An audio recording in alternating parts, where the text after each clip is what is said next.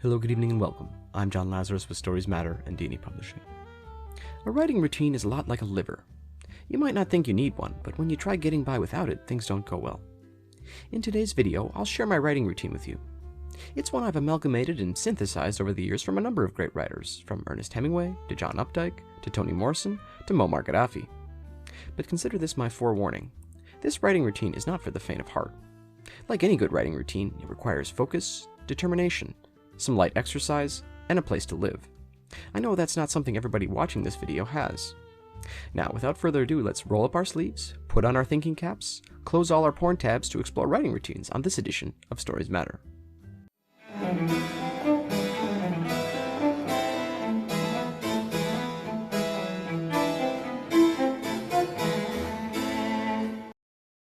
Today's video is brought to you by cocaine.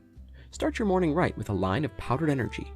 Refined from some of the freshest plants in the heart of the Colombian rainforest, cocaine is an all-natural revitalizer that will get your heart beating with the spirit of the jungle.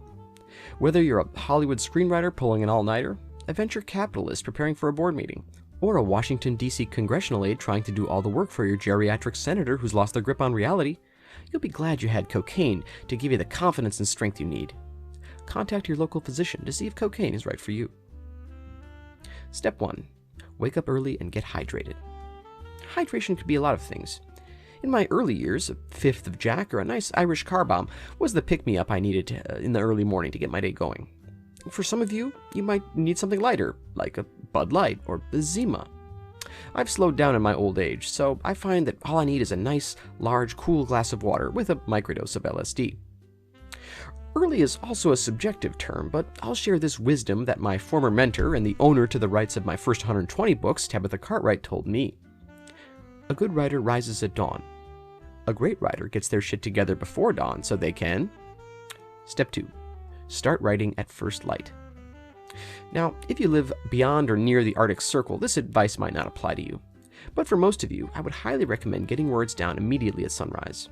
I find it's a time of day when I'm most at peace mentally, perhaps because, statistically speaking, that's the least likely time to be murdered. Step 3. Don't be nervous. Despite the fact that I made a whole video about it, I don't believe in writer's block. As long as you relax and give yourself enough time to work, the words will come. A writer's job is never to reach perfection. To calm yourself, there are many things you can do. Put on some relaxing music or the sounds of the desert. Write in a massage chair. Put another microdose of LSD into your water. Crush up some pills and snort those. Make writing your happy place. Step 4. Take a break. Read something besides your own writing. After 5 solid hours of writing, you'll need a nice break. The coffee or the pills will have worn off, and you'll start second-guessing your instincts. Rest those eyes by reading something else. It doesn't have to be literary. Read the news. Read a friend's blog. Read that book about how to count cards that you've been putting off. Step 5. Go on a walk for inspiration. As I said, you'll need to have some mobility for this routine. People with crutches and wheelchairs should manage fine, so long as you can still move your upper body. Anyway, a nice half hour outside is a great way to clear your head and find inspiration for your writing. I usually only have to go a few paces out of my apartment before I see a knife fight or a homeless person succumbing to a drug overdose. Step 6. Jack off, take a midday nap, and then jack off again. A writer needs to be focused, honest, and committed to the story. Post-nut clarity is a great way to ensure this, and it's not limited to male writers. Whenever I meet young female fans who want to be writers, I encourage them to jack themselves off as much as possible. Step 7. Edit what you wrote in the morning. Delete it all if you have to. Now that you've gotten some exercise, some sleep, and shed your psyche of all the impure urges and weird thoughts about that coworker who isn't really that hot, but you can't stop thinking about her for some reason. I don't know, maybe it's your weird fixation with hunting knives? Now you can reassess this morning's work. More often than not, you'll find that none of it is usable. It'll be clunky and meandering and overwritten. After all, you started writing at dawn and were probably severely sleep deprived.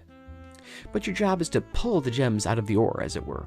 Hey, if police can use sleep deprivation to get false confessions, maybe you can use it to get some excellent prose. Step 8. Do your other job you need to do in order to live.